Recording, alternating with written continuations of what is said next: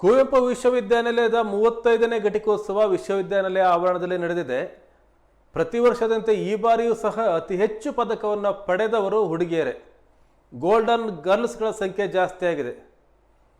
ಕುವೆಂಪು ವಿಶ್ವವಿದ್ಯಾಲಯದ golden girl ರಕ್ಷಾ ಇವರು ಪರಿಸರ ವಿಜ್ಞಾನದಲ್ಲಿ ಒಟ್ಟು 7 ಸ್ವರ್ಣ ಪದಕವನ್ನು ಪಡೆದಿದ್ದಾರೆ. ಸಹ್ಯಾದ್ರಿ ವಿಜ್ಞಾನ ಕಾಲೇಜಿನ ಸೃಷ್ಟಿ 6 ಸ್ವರ್ಣ ಪದಕ ಪಡೆದಿದ್ದಾರೆ.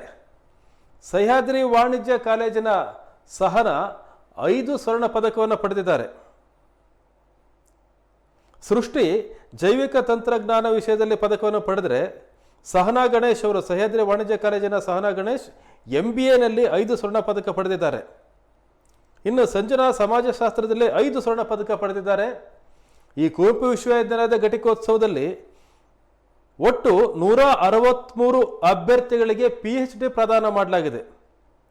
ಡಾಕ್ಟರ್ ಆಫ್ ಫಿಲಾಸಫಿ ಅವರಲ್ಲಿ 106 ಜನ ಪುರುಷರು, 57 ಜನ ಮಹಿಳಾ ಅಭ್ಯರ್ಥಿಗಳು. ಒಟ್ಟು 155 ಸ್ವರ್ಣ ಪದಕಗಳಿದ್ವು. ಅದರಲ್ಲಿ ಈ 155 ಸ್ವರ್ಣ ಪದಕಗಳನ್ನು 79 ವಿದ್ಯಾರ್ಥಿಗಳು ಪಡೆದಿದ್ದಾರೆ. 11 ಜನ ಪುರುಷರು, 68 ಜನ ಮಹಿಳಾ ಸಾಧಕರು. ಒಟ್ಟು 79 ವಿದ್ಯಾರ್ಥಿಗಳು ಸ್ವರ್ಣ ಪದಕವನ್ನು ಪಡೆದಿದ್ದಾರೆ. ಕನ್ನಡ ಭಾರತಿ ವಿಭಾಗದ ಅಭಿಷೇಕ್ HM 10 ಸ್ವರ್ಣ ಪದಕ, 2 ನಗದು ಬಹುಮಾನ ಪಡೆದರೆ, ಪರಿಸರ ವಿಜ್ಞಾನ ವಿಭಾಗದಲ್ಲಿ 7 ಸ್ವರ್ಣ ಪದಕವನ್ನು ಪಡೆದಿದ್ದಾರೆ ರಕ್ಷಾ. ಸಹ್ಯಾದ್ರಿ ವಿಜ್ಞಾನ ಕಾಲೇಜಿನ ಸೃಷ್ಟಿಗೆ 6 ಸ್ವರ್ಣ ಪದಕ ಬಂದಿದೆ. ಸಹ್ಯಾದ್ರಿ ವಾಣಿಜ್ಯ ಕಾಲೇಜಿನ ಸಹನಾ ಗಣೇಶ್ 5 ಸ್ವರ್ಣ, ಸಂಜನಾ 5 ಸ್ವರ್ಣ. ಅತಿ ಹೆಚ್ಚು ಸ್ವರ್ಣ ಪದಕ ಪಡೆದಿರೋದು ಕನ್ನಡ ಭಾರತಿ ವಿಭಾಗದ ಅಭಿಷೇಕ್ HM 10 ಸ್ವರ್ಣ ಪದಕ ಮತ್ತು 2 ಬಹುಮಾನ. ವಿದ್ಯಾರ್ಥಿಗಳು ತಮ್ಮ ಅಭಿಪ್ರಾಯವನ್ನು ಸಹ ವ್ಯಕ್ತಪಡಿಸಿದ್ದಾರೆ. ಏನು ಮಾತಾಡಿದ್ದಾರೆ ನೋಡೋಣ ಬನ್ನಿ.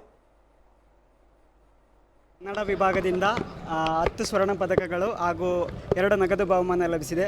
ಇದಕ್ಕೆ ಮೊದಲಿಗೆ ನಾನು ಕನ್ನಡ ಭಾರತೀಯ ಎಲ್ಲ ಪ್ರಾಧ್ಯಾಪಕರಿಂದ ಹಾಗೂ ಅಧ್ಯಾಪಕರಿಂದ ಹಾಗೂ ನನ್ನ ನೆಚ್ಚಿನ ಗುರುಗಳಾದಂಥ ಶಿವಾನಂದ್ ಕೆಳಗೆಮನಿ ಸರ್ ಆಗಿರ್ಬೋದು, ಪ್ರಶಾಂತ್ ಸರ್ ಆಗಿರ್ಬೋದು, ನೆಲ್ಲಿಕಟ್ಟೆ ಸಿದ್ದೇಶ್ ಸರ್ ಆಗಿರ್ಬೋದು, Naveen sir, Ravinaik sir, Praveen sir ಮತ್ತು ಪುರುಷೋತ್ತಮ್ ಸರ್, ಹಾಗೆ ಎಲ್ಲ ಸಂಶೋಧನಾರ್ಥಿ ನನ್ನ ಸ್ನೇಹಿತರು, ಹಾಗೆ ನನ್ನ ಎಲ್ಲ ಸ್ನೇಹಿತರು ಮತ್ತು ಕುಟುಂಬದ ವರ್ಗದವರಿಗೆ ಮೊದಲಿಗೆ ಇದನ್ನು ಡೆಡಿಕೇಟ್ ಮಾಡೋಕ್ಕೆ ಇಷ್ಟಪಡ್ತೀನಿ. ನಾನು ಮೂಲತಃ ಅಜ್ಜಂಪುರ ತಾಲೂಕು ಹಿರೇಕನಮಂಗಲ ಗ್ರಾಮದಿಂದ ಈ ಒಂದು ಕುವೆಂಪು ವಿಶ್ವವಿದ್ಯಾಲಯದಲ್ಲಿ ಕನ್ನಡ ಭಾರತಿ ಕನ್ನಡ ವಿಭಾಗದಲ್ಲಿ MA ಪದವಿಯನ್ನು, ಸ್ನಾತಕೋತ್ತರ ಪದವಿಯನ್ನು ಪೂರ್ಣಗೊಳಿಸಿದ್ದೇನೆ. ತುಂಬ ಸಂತೋಷ ಇದೆ. ಪ್ರಾಮಾಣಿಕ ಪ್ರಯತ್ನದಿಂದ ಪಡೆದಿದ್ದೀನಿ. ನನ್ನ ಪರ್ಫಾರ್ಮೆನ್ಸ್ ಕೂಡ ಹಾಗೆ ಇತ್ತು ಅಂತ ಎಲ್ಲರೂ ಮಾತಾಡ್ತಿದ್ರು. ಹಾಗೆಯೇ ಸರ್, ನಾವು ಕಾರ್ಮಿಕ ಕುಟುಂಬದಿಂದ ಬಂದಿರೋದು. ತಂದೆ ಶ್ರಮಿಕ ವರ್ಗದವರು, ತಾಯಿ ಆಶಾ ಸೂಪರ್ವೈಸರ್ ಆಗಿ ಕೆಲಸ ಮಾಡ್ತಿದ್ದಾರೆ ಆರೋಗ್ಯ ಇಲಾಖೆಯಲ್ಲಿ. ತಂದೆ ಕೂಲಿ ಕೆಲಸ ಮಾಡ್ತಾರೆ. ಮತ್ತು ನನಗೆ ಒಬ್ಬರು ತಂಗಿ ಇದ್ದಾರೆ. ಅವರು ಈಗ ನರ್ಸಿಂಗ್ ಮುಗಿಸಿದ್ದಾರೆ. ಅವರು ಪುಷ್ಪ ಕ್ಲಿನಿಕ್ ಅಂತೇಳಿ ಬುಕ್ಕಾಮುದಿ ಅಲ್ಲಿ ಕೆಲಸ ಮಾಡ್ತಿದ್ದಾರೆ. ಸರ್, ನನ್ನ ಕನಸು ನನಗೆ PhD ಮಾಡಬೇಕು ಅಂತ ಕನಸಿದೆ. ಹಾಗೆ ಈಗ ಪ್ರಸ್ತುತ ಚಿಕ್ಕಮಗಳೂರು MLMN ಕಾಲೇಜಿನಲ್ಲಿ B.Ed ಶಿಕ್ಷಣ ಪಡಿತಾ ಇದ್ದೀನಿ. ಮುಂದೆ ನನಗೆ ಪ್ರೊಫೆಸರ್ ಹುದ್ದೆಗೆ ಹೋಗಬೇಕು ಅಂತ ಕನಸಿದೆ. ಹಾಗೆ KPSC ಮತ್ತು UPSC ಕೂಡ ಅಟೆಂಡ್ ಮಾಡಬೇಕು ಅಂತ ನಾನು ಚಿಕ್ಕ ವಯಸ್ಸಿಂದ ಕನಸಿದೆ.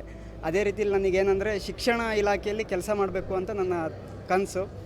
ಯಾಕೆಂತಂದರೆ ಭಾರತದ ಭವಿಷ್ಯ ಏನು, ನಮ್ಮ ಭವಿಷ್ಯ ಸಮಾಜದ ನಿರ್ಮಾಣ ಅನ್ನೋ ಒಂದು ಕನಸು ಸಾಕಾರ ಆಗೋದು 4 ಗೋಡೆಯ ಮಧ್ಯೆ ಅಂತ ಹೇಳ್ತಾರೆ. ಯಾಕೆಂತಂದರೆ ಶಿಕ್ಷಕರು ಇಲ್ಲದೆ ಹೋದರೆ ಇಲ್ಲಿ ಏನೆಲ್ಲ ಹುದ್ದೆಗಳಿದೆ ಅವೆಲ್ಲ ಆಗೋಕ್ಕೆ ಸಾಧ್ಯ ಇಲ್ಲ. ಹಾಗಾಗಿ ನನಗೆ ಒಂದು ಉಜ್ವಲ ಭವಿಷ್ಯನ ಕಟ್ಟಬೇಕು ಭಾರತಕ್ಕೋಸ್ಕರ ಅಂತಂದರೆ ಶಿಕ್ಷಣ ಇಲಾಖೆಗೆ ಹೋಗಬೇಕು ಅಂತ ನನ್ನ ಕನಸಿದೆ. ಸರ್, ನಿರೀಕ್ಷೆ ಅಂತಂದರೆ ನನಗೆ ಟಾಪ್ 5 ಒಳಗೆ ಬರ್ತೀನಿ ಅನ್ನೋದೊಂದು ನಿರೀಕ್ಷೆ ಇತ್ತು. ಟಾಪ್ 5 ಒಳಗೆ ಬರ್ತೀನಿ ಅನ್ನೋ ನಿರೀಕ್ಷೆ ಇತ್ತು. ಪ್ರಥಮ ರ್ಯಾಂಕ್ ಸಿಕ್ಕಿರೋದು ತುಂಬ ಖುಷಿ ಕೊಟ್ಟಿದೆ.